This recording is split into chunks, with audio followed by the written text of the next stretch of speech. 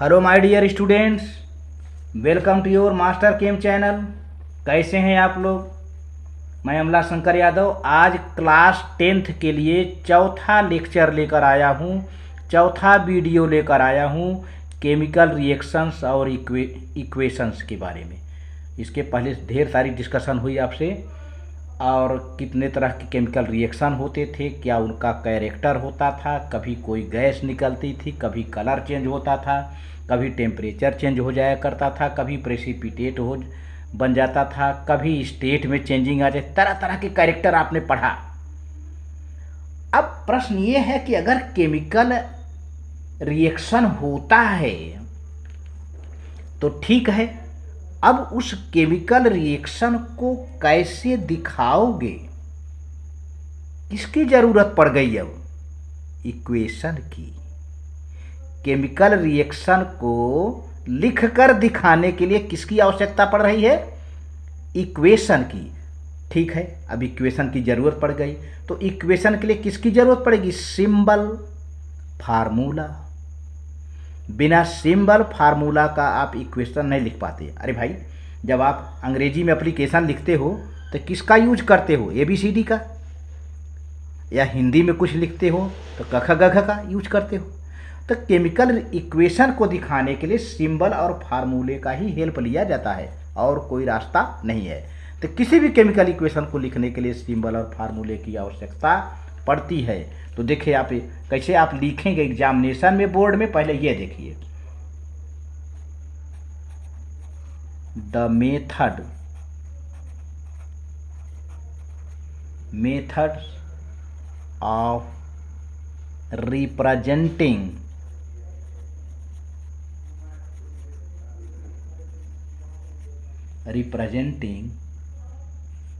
a chemical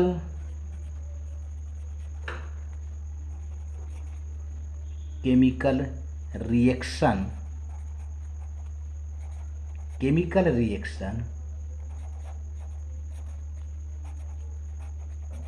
with the help of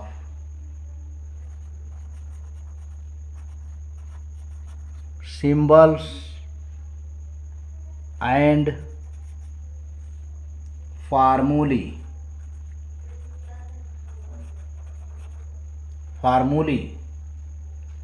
of the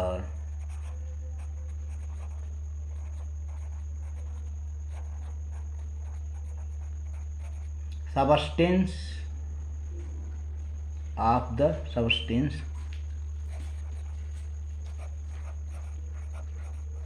involved in the reaction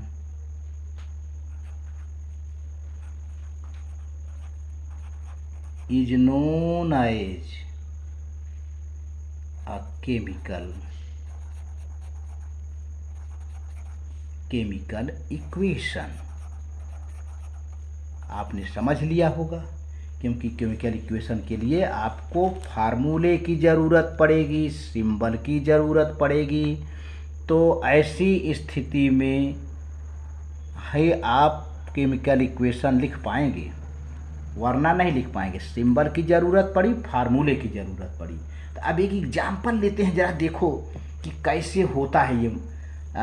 example लेते हैं। देखो बेटा, यहाँ पर जैसे अब हमने लिख दिया जिंक वर्ड में, और लिख दिया सल्फ्यूरिक एसिड, और बना क्या? जिंक सल्फेट बना, और बना हाइड्रोजन गैस। तो इतने से काम चलने वाला नहीं है, तो वर्ड में लिखा है। अब इसके लिए सिंबल की ज़रूरत है, तो आपको यहाँ पर सिंबल क्या है? Here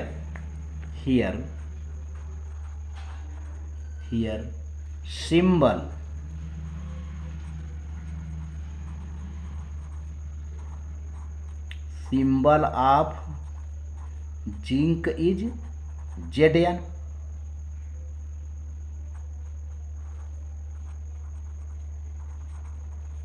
formula of sulphuric acid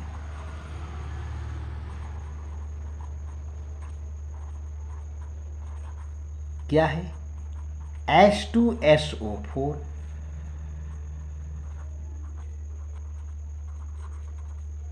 formula of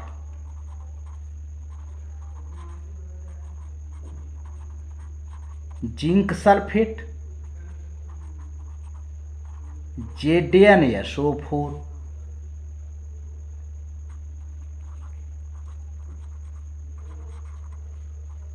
formula of hydrogen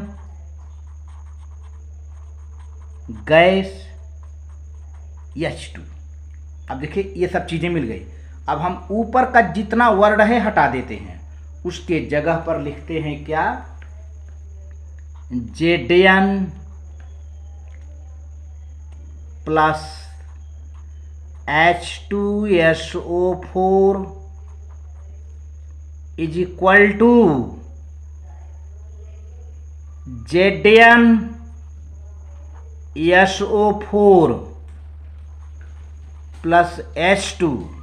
अब देख रहे हो यहाँ पे जिंक का सिंबल Zn, सल्फ्यूरिक एसिड का फार्मूला H2SO4, जिंक सल्फेट का फार्मूला ZnSO4 और हाइड्रोजन का H2। तो इस तरह से अब ये क्या हो गया? ये है क्या? Chemical equation. ये केमिकल इक्वेशन बन गया, केमिकल इक्वेशन बना। और यह केमिकल इक्वेशन वर्ड में है, यह केमिकल इक्वेशन फार्मूले में है, सिंबल में है। तो इस तरह से। तो अब बच्चों ये तो इक्वेशन की बात हो गई। अब ये भी बात हो जाए बैलेंस और अनबैलेंस इक्वेशन की। तो बैलेंस्ड इक्वेशन क्या होता है?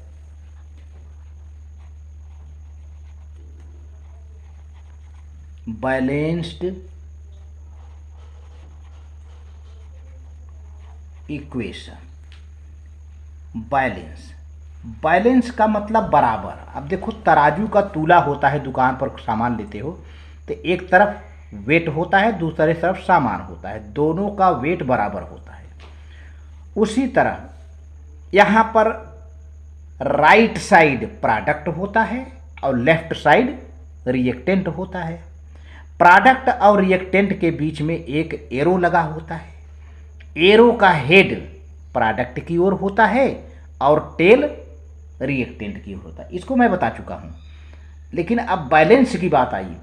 जितने एटम रिएक्टेंट में हैं उतने ही एटम प्रोडक्ट में होने चाहिए, तब तो वह इक्वेशन बैलेंस है। अगर एक भी एटम इधर उधर हो गया तब वह कैसा होगा? अनबैलेंस। तो बैलेंस इक्वेशन की यही पहचान है, जितने एटम रिएक्टेंट में हैं उतने एटम प्रोडक्ट में होना चाहिए। यानी number of atoms present in reactant must be equal to number of atoms present in product. That equation is called balanced equation. तो लिखिए a chemical equation, a chemical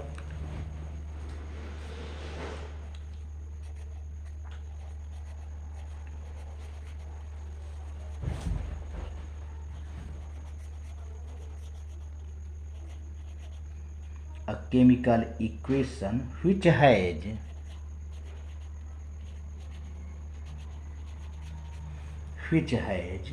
equal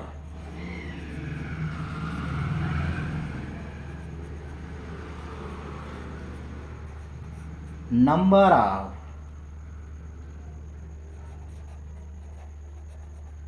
atoms in reactants and products is called balanced equation.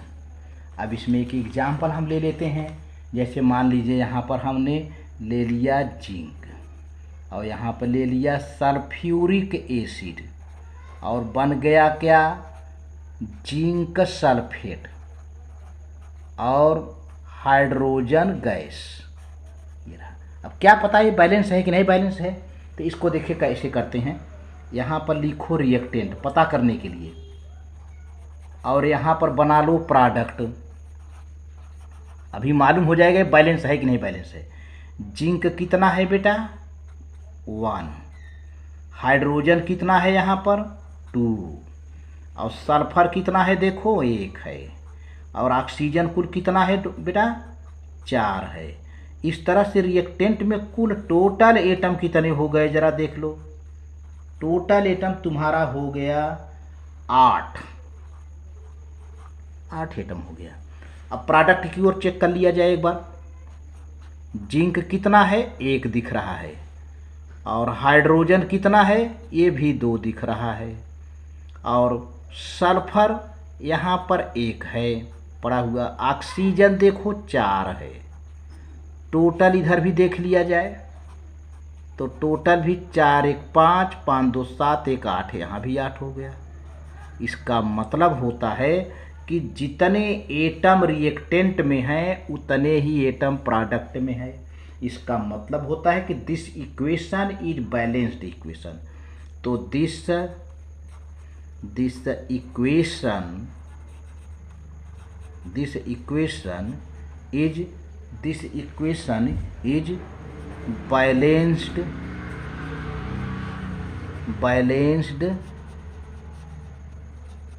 Equation.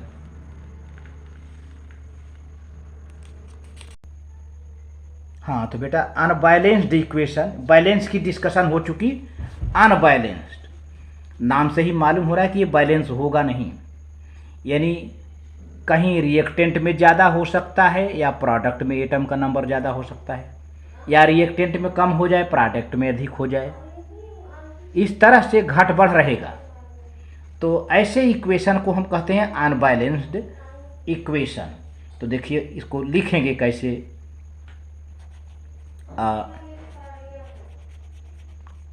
Chemical equation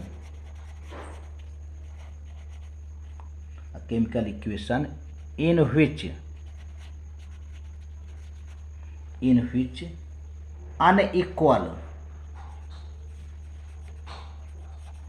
unequal number of atoms are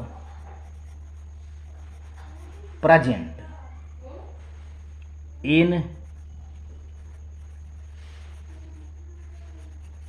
reactant and product. Such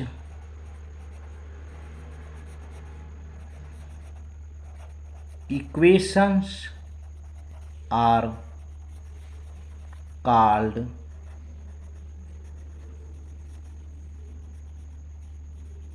unbalanced equation. मतलब ये कोई ज़रूरी नहीं है कि reactant में ज़्यादा हो प्रोडक्ट में कम हो। रिएक्टेंट में कम हो सकता है, प्रोडक्ट में ज़्यादा हो सकता है, या रिएक्टेंट में ज़्यादा हो सकता है प्रोडक्ट में कम हो सकता है, बराबर नहीं होगा कुल मिलाकर के। एक एग्जाम्पल देकर यहाँ मैं दिखाना चाहूँगा। सिंपल सा एग्जाम्पल है, जैसे ये हाइड्रोजन रिएक्शन करेगा ऑक्सीजन से, तो बेटा हमेशा हाइड्रोजन ऑक्सीजन मिलकर वाटर तो बनता ही है। वाटर का फार्मूला ये है। तो अब देखा जाए कि क्या इस हिसाब से रिएक्शन जो हुआ है क्या ये बैलेंस है, तो इसको चेक कर लो। इधर लिखो रिएक्टेंट की तरफ रिएक्टेंट और प्रोडक्ट के तरफ प्रोडक्ट लिख दो। अब देखो हाइड्रोजन यहाँ कितना है 2, ऑक्सीजन यहाँ पर कितना है 2, टोटल कितने हो गए, टोटल हो गए 4। यहाँ पर बेटा प्रोडक्ट में हाइड्रोजन है 2 और ऑक्सीजन है 1, टोटल हो गया तुम्हारा 3। तो इस तरह से देखा जाए तो रिएक्टेंट में 4 है, प्रोडक्ट में 3 है। एटम एक यहाँ घट रहा है, तो यह इक्वेशन क्या है? अनबैलेंस है। तो this equation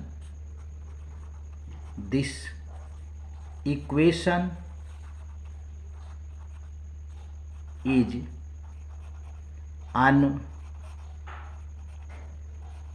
unbalanced equation. Thank you very much. Video अच्छा लगे तो सब्सक्राइब कर जा और साथ ही साथ कमेंट भी लिखना।